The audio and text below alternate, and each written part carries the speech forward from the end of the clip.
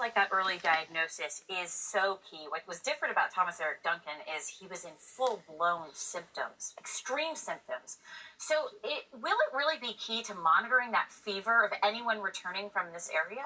Well, so I've asked the same question. It's a good question. I think what's the best way to think about this is a fever is the first symptom someone's really going to develop. That makes it effective for a couple of reasons. One is it can be a good screening tool. Might you have a fever before you develop other symptoms? That's a good way to screen. The other thing is that once people are here and they're monitoring, it can give them a heads up. So if they're taking their temperature twice a day, if they start to see the temperature go up, that's when you activate the system, as the doctor in New York did. He called the Doctors Without Borders. They came and got him. He's in isolation. That's how it should work. Also, those experimental drugs are proving to really be, but they're different ones that are being used. Do we know, because you've said there's going to be another case here in the U.S. Do we have the resources to treat these with experimental drugs? There are the Z-MAP, which is the one that got a lot of attention early on, the ones that Dr. Brantley and Ms. Wrightball got. We first wrote about that. That was not available anymore. They just hadn't made enough. Remember, they were the first humans to ever receive this, so this wasn't anticipated. There are other experimental drugs that work in different ways, and some of those have been used as well. People have been concerned about whether or not Ebola can mutate, especially as a result of different ways that it's being treated. Right. And at some point, could it possibly be airborne? And could that mutation happen rapidly?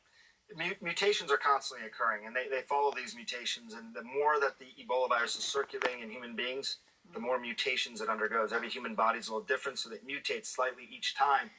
The idea of could it mutate in a way that makes it go airborne, is it theoretically possible? Yes, but what you would also look at is throughout history, there have been all these different pathogens that have caused disease in human beings.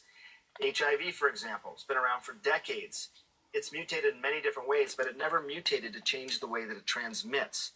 Pathogens have never done that. It's a huge type of mutation for that to occur. Part of this is really the fear of what we don't know, right? And so we see the CDC issuing these new guidelines, but they don't go as far as these states like New York and New Jersey and Illinois with the mandatory quarantine. Do you agree with that? I think science should trump here. I mean, when you look at some of the different risk categories they give here, one thing that ties them all together is that none of them have a mandatory quarantine. Because why quarantine somebody who's not a threat to the public health?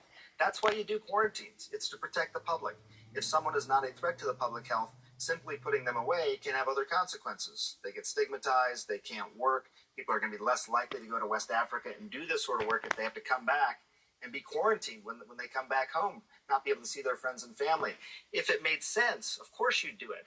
But in this case, it really doesn't make sense. Who are you protecting here? Because you can't contract Ebola unless you have the symptoms, and you can't contract it unless you have bodily fluids exchanged. A lot of misinformation out there seeming to cause some of that confusion. As you say, medical advice trumps everything. Dr. Sanchez. Facts matter, yes. Thank you so much for being with us. Thank you.